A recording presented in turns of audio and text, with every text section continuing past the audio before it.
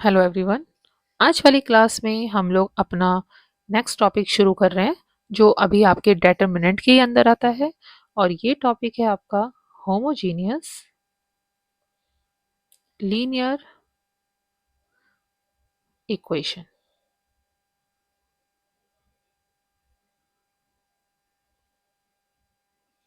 ये टॉपिक आपके एग्जाम में 8 मार्क्स का आता है और ये टॉपिक हम लोग इग्नू की किताब से सॉल्व करने वाले हैं ताकि आपके डाउट्स भी क्लियर हो जाएं कि वहाँ पे कैसे क्वेश्चन सॉल्व करते हैं। क्वेश्चन है आपके सामने 2x माइनस का y प्लस का 3z is equal to 0, x plus का 5y माइनस का 7z is equal to 0, x minus का 6y प्लस का 10z इज इक्वल टू 0। आपके सामने ये इक्वेशन है और इसे आपको सॉल्व करना है लीनियर होमोजीनियस इक्वेशन के साथ। तो सबसे पहले हम लोग यहाँ पे निकालेंगे आपके डेल्टा की वैल्यू। डेल्टा मतलब आपके डेटर्मिनेंट की वैल्यू, और उसे निकाल के लिए सबसे पहले आपको अपने कोफिशिएंट्स एक्स वाई जेड को रिमूव करना पड़ेगा। जैसे यहाँ से एक्स रिमूव करेंगे तो 2, वाई रिमूव करेंगे -1, जेड रिमूव करेंगे 3, एक्स रिमूव करेंगे 1, वाई रिमूव करेंगे 5, जेड रिमूव करेंगे -7, एक्स रिमूव करेंगे 1, वाई रिमूव करेंगे -6, जेड रिमूव करेंगे 10। अब इतना करने के बाद जरा इसे थर्ड ऑर्डर डिटरमिनेंट से सॉल्व करते हैं, मतलब डेल्टा निकालते हैं। तो आप लोग क्या करेंगे, 2 लिखेंगे, 50 माइनस एंड -6 को -7 से अगर आप मल्टीप्लाई करेंगे यहाँ पर तो आपको 42 मिलेगा, और माइनस माइनस आपका प्लस हो चुका है। माइनस का 1, 10 माइनस एंड माइनस का 7 प्लस का 3 माइनस का 6 एंड माइनस का 5। 50 में से 42 माइनस करिए, आपको 8 मिलेगा, प्लस का 1, यहाँ पर 10 माइनस माइनस प्लस, फिर प्लस का 3 और यहाँ -11। 8 2 16, प्लस का 1, 10 प्लस 7 ये मिल रहा है आपको 17 और माइनस का 33। तो 16 प्लस 17 एंड -33।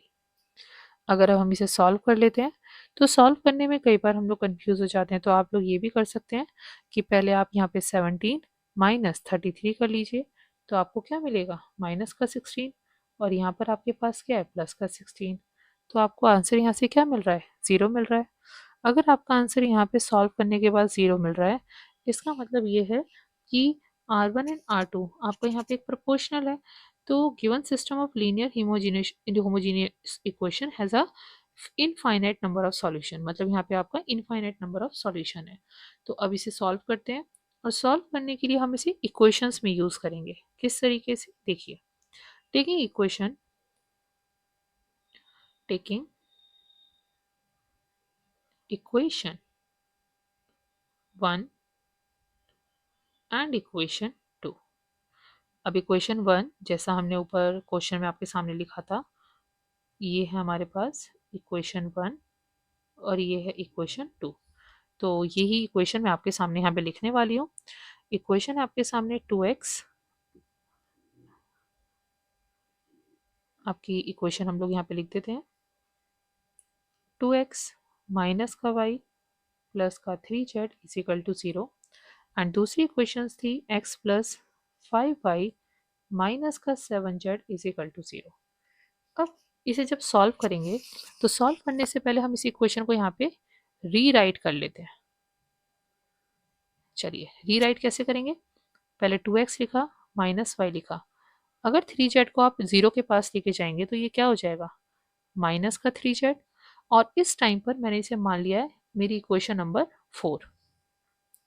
ऐसे ही मैं आपकी इस इक्वेशन को यानी कि सेकंड इक्वेशन को भी यहाँ पे रीराइट कर रही हूँ। तो x प्लस 5y, और अगर ये वैल्यू आपकी 7z 0 के पास जाएगी तो ये क्या हो जाएगा आपका, प्लस का 7z, और यहाँ पे मैं इसे मान लूंगी इक्वेशन 5। तो अब इक्वेशन 4 एंड 5 को सॉल्व करते हैं। सॉल्विंग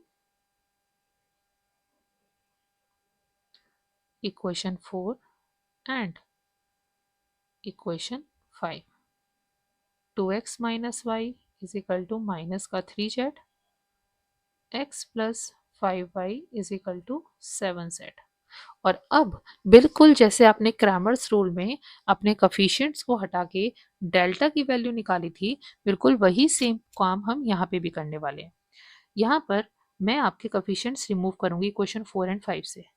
यहाँ से मैंने आपके x को रिमूव करा, आपको 2 मिलेगा। y को रिमूव करा -1, x को रिमूव करा 1, y को रिमूव करा 5। यहाँ बाहर है आपका xy, माइनस का 3z और यहाँ पे आपका 7z। चलिए सॉल्व करते हैं। 5 टू ज़ा 10, माइनस एंड माइनस का 1, तो आप देख सकते हो आपको 11 मिल रहा है। यानी कि ये जो 11 मिल रहा है this is your delta which is not equals to 0। अगर वो आपका 0 नहीं है तो यानी कि वो आपका एक यूनिक सॉल्यूशन है, और इस यूनिक सॉल्यूशन को फिर हम फर्दर सॉल्व कर सकते हैं। तो इसे सॉल्व करने के लिए अब मुझे यहाँ पे डेल्टा x निकालना है। अभी आपने ये देखा क्रैमर्स रूल में, हमने देखा था कि ये जो x वाला कॉलम है बाहर वाली डिजिट से रिप्लेस हो रहा है। बिल्कुल सही सोच रहे हो आप सब। मैं यहाँ पर यही करने वाली हूँ, आपकी x वाली वैल्यू को रिप्लेस करूंगी बाहर वाली डिजिट से।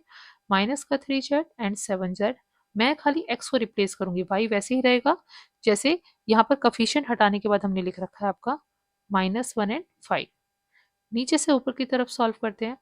माइनस का 15z माइनस एंड आपका माइनस का 7z, तो माइनस का 15z एंड प्लस का 7z, आपको मिलेगा माइनस का 8z।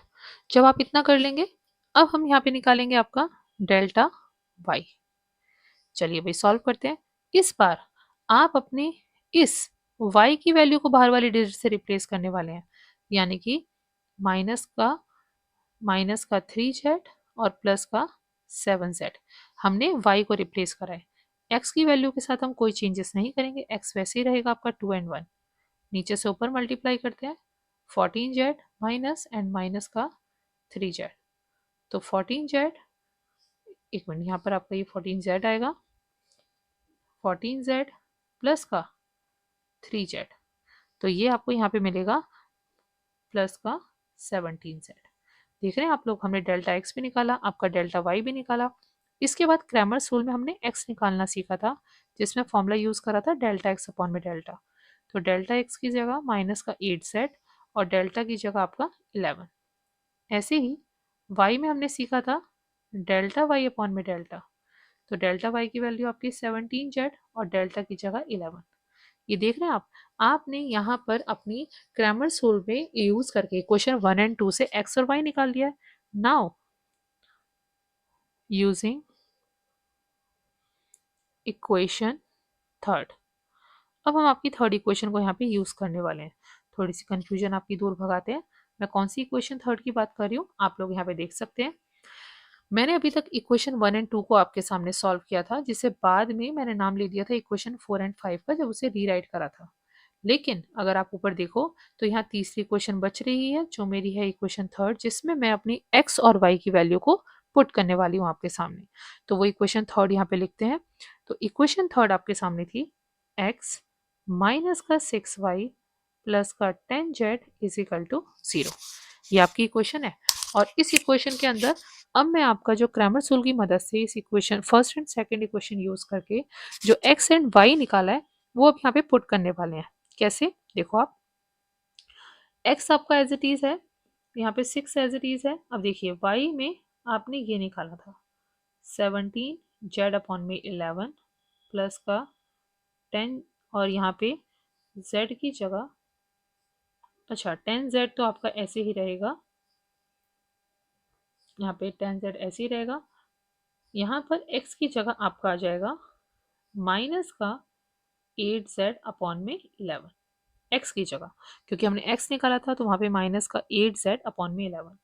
अब इस पूरी इक्वेशन को अगर हम लोग सॉल्व करें तो हम लोग इसमें एलसीएम भी ले सकते हैं। माइनस का 8z अपॉन में 11 माइनस का 6 मल्टीप्लाई 17z अपॉन में 11 प्लस का 10z इज इक्वल टू 0। इसके पास कोई डिजिट नहीं है तो आप इसे 1 मान सकते हैं। अब जब एलसीएम लेना है तो आपको पता है 11 से ही लेंगे, तो यहाँ पर आपका माइनस का 8z रहेगा। अगर इन दो नंबर को आप मल्टीप्लाई करते हैं तो आपको यहाँ पे मिलेगा नीचे 102z 102z प्लस यहाँ पे आपका हो जाएगा 1010z इज इक्वल टू 0। अब ये जो 11 है तीनों डिजिट के साथ है, तो 1/11 आप लोग बाहर कॉमन ले सकते हैं और अंदर आपके पास बचेगा माइनस का 8z माइनस का 10z प्लस का 110z इज इक्वल टू 0। तो इस तरीके से आपने इस क्वेश्चन को यहाँ पर पहुंच लिया और ये आपका यहाँ पे हो चुका है सॉल्यूशन। तो ये हमने आपके सामने सॉल्व करा है क्रैमर्स रूल।